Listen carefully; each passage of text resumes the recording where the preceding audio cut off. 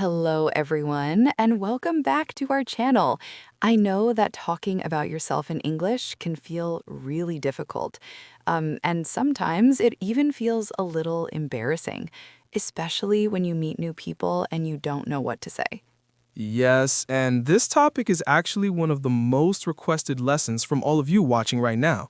So today, we're going to make this simple, clear, and very natural for you. That's right. In this lesson, you will learn how to introduce yourself confidently, how to describe your personality in a positive way, how to talk about your daily life, and how to share your interests without feeling nervous or worried. And here's the best part. By the end of this lesson, you will have ready-made sentences that you can use immediately in real conversations, whether that's at work, at school, or when you're meeting new friends. Blake, do you remember the first time you had to introduce yourself in a completely new situation, maybe at a job or in a new city? Oh, yes, I absolutely remember. It was my first day at a new job, and I felt so shy and nervous. My hands were shaking a little bit, and when my manager asked me to introduce myself to the team, I said my name very quietly, I told them where I was from, and then I just stopped talking. I didn't know what else to say.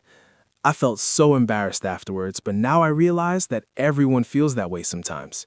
All right, let's start with the foundation. The most important skill when talking about yourself is starting with simple, clear sentences that give basic information without overthinking it.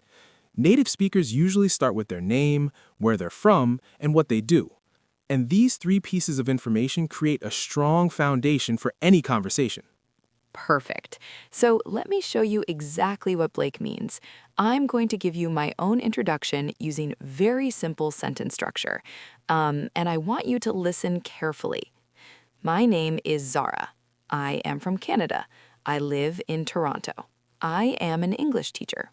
Excellent. Now, did you notice what Zara just did? She used the present simple tense for facts about herself.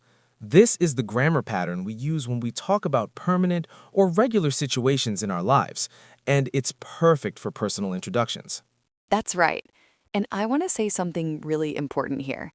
Many learners worry about saying too much or too little when they introduce themselves, but the key is to give just enough information so the other person can ask you a follow-up question, and then the conversation continues naturally. I completely agree. I remember attending a language exchange event a few years ago, and I was quite nervous about my introduction. So I kept it very short and simple. I said my name, my country, and my job. And you know what happened? People immediately asked me questions about my word and my country, and suddenly the conversation became much easier because they were helping me. That's a perfect example. And I want to reassure all of you watching right now that it is completely normal to feel nervous when introducing yourself in English, but preparation makes everything smoother and more comfortable. So here's my suggestion. Write down your own basic introduction and practice it out loud at home, even if you feel a little silly at first.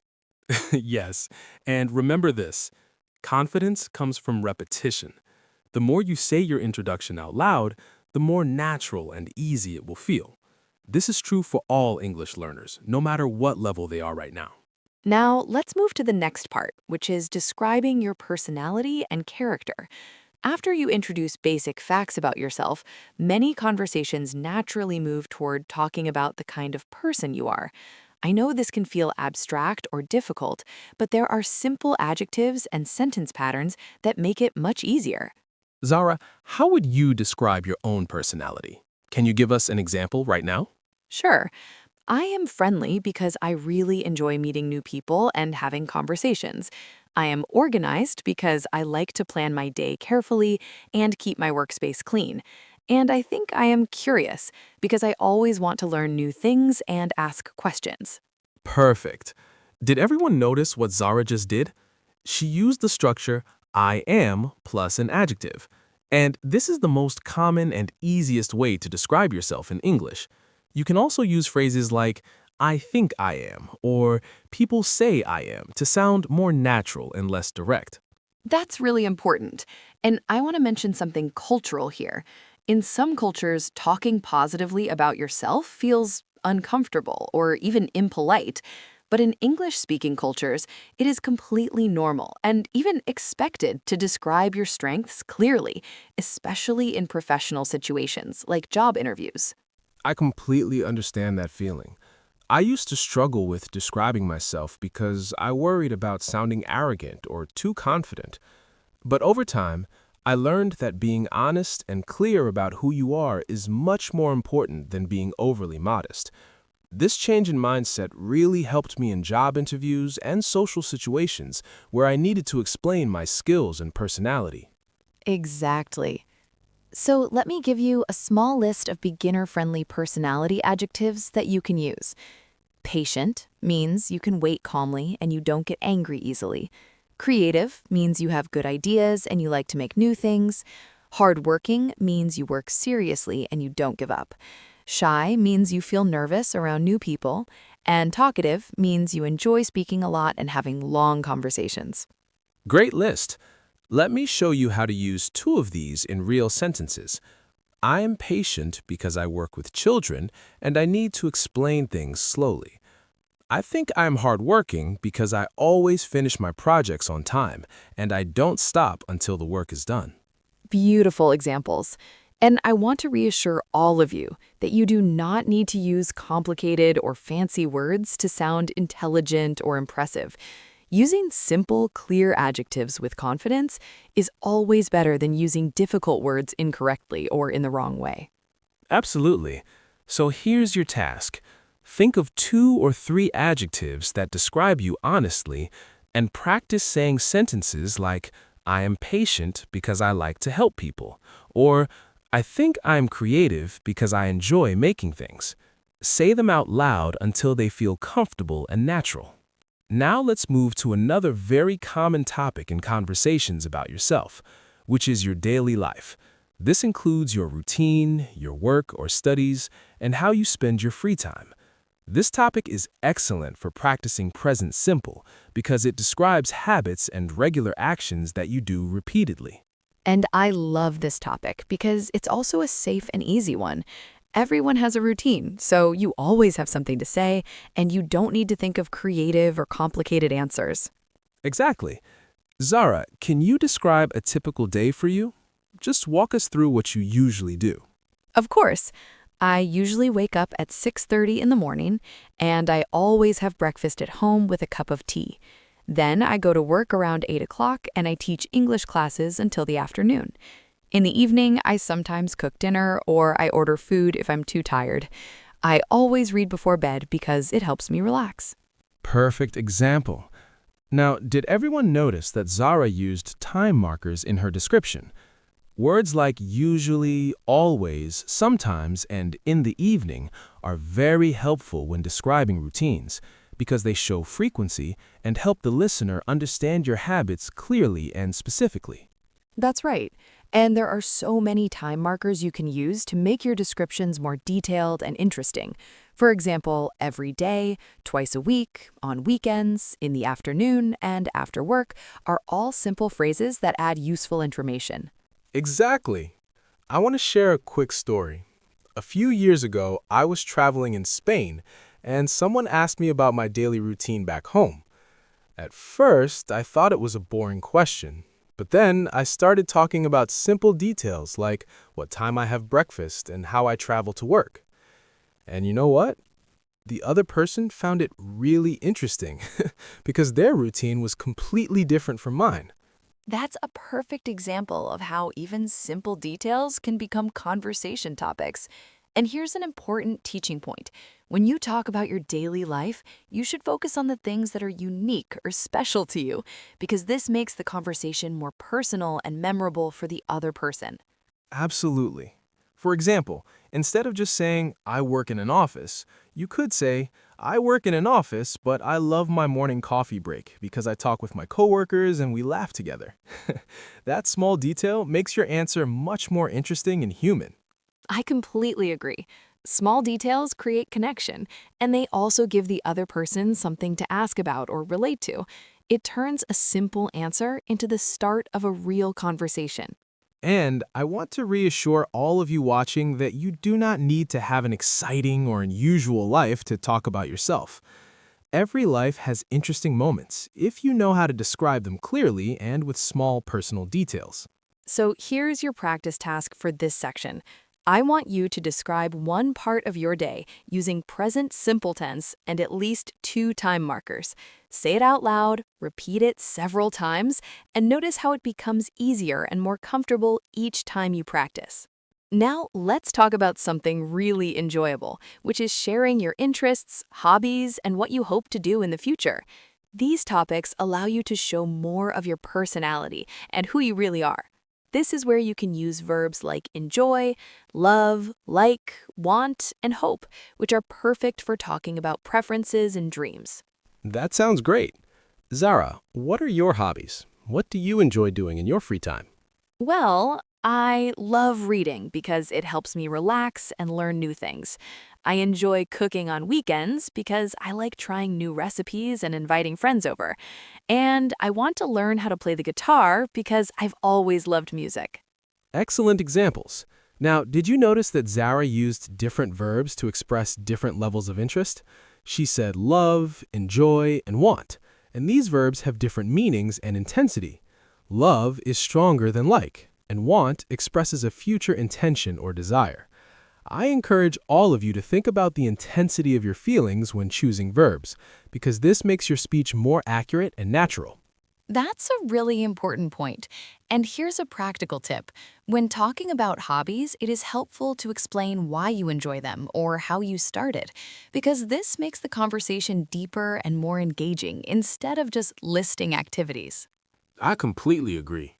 Let me give you a personal example. I started learning photography about 5 years ago when my sister gave me a camera for my birthday. At first, I felt confused because I didn't know how to use it properly. But I watched videos online, I practiced every weekend in the park, and slowly I improved. Now, photography is my favorite hobby because it helps me see the world in a more beautiful and creative way. That's such a perfect example, Blake. Your story shows exactly what I mean. Adding small details and emotions makes talking about yourself much more interesting and memorable than just saying, I like photography. It creates a real connection with the listener. Thank you. Now let's talk about future goals, because this is a great way to end a conversation about yourself. It shows ambition and direction, and it tells people what matters to you. You can use sentence patterns like I hope to, I want to, and my goal is to. For example, I hope to travel to Japan next year. I want to improve my cooking skills. My goal is to finish my degree. Those are really clear patterns. Let me share my own future goal as an example. I want to improve my Spanish because I love Latin American culture and I hope to travel there soon. Right now, I'm taking online classes twice a week and I practice by watching Spanish movies with subtitles. Beautiful. And I want to reassure all of you that future goals do not need to be huge or dramatic to be meaningful. Even small goals like I want to read more books or I hope to cook more healthy meals are completely valid and relatable, and they show that you are thinking about growth. Absolutely. So here's your practice task. Think of one hobby you enjoy and one goal you have for the future. Then practice describing both using the verb patterns Blake just introduced. Remember, talking about yourself becomes easier and more natural the more you prepare and practice these sentences out loud. Now we're going to focus on key vocabulary words and phrases that are essential for talking about yourself confidently. These words are common, simple, and useful in many different situations, so learning them will really improve your overall fluency and help you express yourself clearly. That's right. And we're going to define each word clearly, and we'll give you example sentences to show how the word is used in real sentences so you can understand the meaning and the context. Let's start with the word introduce. This means to tell someone your name and basic information about yourself for the first time. For example, I will introduce myself to the new teacher. Next is personality. This is the type of person you are, including your habits, feelings, and behaviors. For example, my personality is friendly and calm. Now let's look at the adjective outgoing. This describes someone who is social, talkative, and enjoys being around people. For example, my brother is very outgoing, so he has many friends. The opposite of that is shy. This means someone who feels nervous or quiet around new people. For example, I am shy when I meet strangers. Next, we have routine. This means the regular activities you do every day or every week. For example, my morning routine includes coffee and exercise. Similar to that is habit. This is something you do often without thinking about it. For example, reading before bed is my habit. Now here's a useful phrase. In my free time. This means during the time when you are not working or studying. For example, in my free time, I like to watch movies. Next is interest. This is something you enjoy learning about or doing. For example, one of my interests is history. Now let's talk about goal. This means something you want to achieve or accomplish in the future. For example, my goal is to speak English fluently. Related to that is ambitious. This describes someone who has big goals and works hard to achieve them. For example, she is ambitious because she wants to start her own business. Next, we have the verb describe. This means to explain what something or someone is like using words. For example, can you describe your hometown? Now we have confident. This means feeling sure about yourself and your abilities. For example, he is confident when he speaks English. Here's another phrase. Get nervous. This means to start feeling worried or anxious about something. For example, I get nervous before job interviews. And finally, we have experience. This is something that happens to you that teaches you or changes you. For example, meeting new people is a good experience. These words will appear again and again in real conversations, so learning them now will make speaking about yourself much easier, more natural, and more confident. All right, everyone, you have now completed the full lesson on how to talk about yourself in English, and I want to review the most important ideas to help everything stay clear and organized in your minds. Yes, let's do that. First, remember that the foundation of talking about yourself is giving basic information using present simple tense. This includes your name, where you are from, and what you do for work or study. Then, describing your personality is an important step, and you should practice using simple adjectives like friendly, shy, hardworking, or creative with the sentence structure I am plus the adjective. We also covered daily routines, and the key is to use time markers like usually, always, and in the evening, because these phrases make your descriptions more detailed, specific, and natural. We also covered hobbies and interests, and these topics make conversations more personal and engaging. Use verbs like love, enjoy, and want to express your feelings and future goals clearly. And I want to reassure all of you that talking about yourself becomes easier with practice. And you should not worry about making mistakes, because everyone makes mistakes when learning a new language, and that's completely normal. So, here's my final suggestion. Prepare a short introduction about yourself that includes your name, your personality, your routine, and one hobby. Practice saying it out loud every day until it feels completely natural and confident. Now we're going to give you a chance to practice by answering a simple question related to today's lesson. This is your opportunity to use what you've learned. Here's the question. What is one hobby or interest you have, and why do you enjoy it? Think about this carefully and try to answer honestly. This question is perfect for practicing the vocabulary from today's lesson, and you should try to answer using at least 2 sentences with clear reasons and details. Let me give you a model answer idea. I enjoy reading because it helps me relax and learn new things about the world. Here's another example. I love cooking because I can be creative and make delicious food for my family to enjoy together. Here's one more idea. I like playing football because it keeps me healthy and I have fun with my friends every weekend. Now, I want to encourage all of you to write your answer in the comments section below this video. There are no wrong answers because everyone has different interests and hobbies, and we want to hear about yours. Thank you so much for watching this entire lesson and for taking the time to improve your English today. We really appreciate your commitment and effort. If you found this lesson helpful and useful, please support the channel by clicking the like button, because this helps other English learners discover the video and benefit from it too. And if you want more lessons like this one, please subscribe to our channel because we upload new videos regularly with topics that help you build confidence and fluency in English. Don't forget to turn on notifications so you never miss a new lesson. And please leave a comment sharing your answer to the question of the day or suggesting topics you want us to teach in future videos. I want to remind you that learning English takes time and practice, but every small step forward is real progress, and you should feel proud of yourself for watching this lesson and making the effort today. Keep practicing, keep learning, and remember that you are doing great. We'll see you in the next lesson. Goodbye, everyone.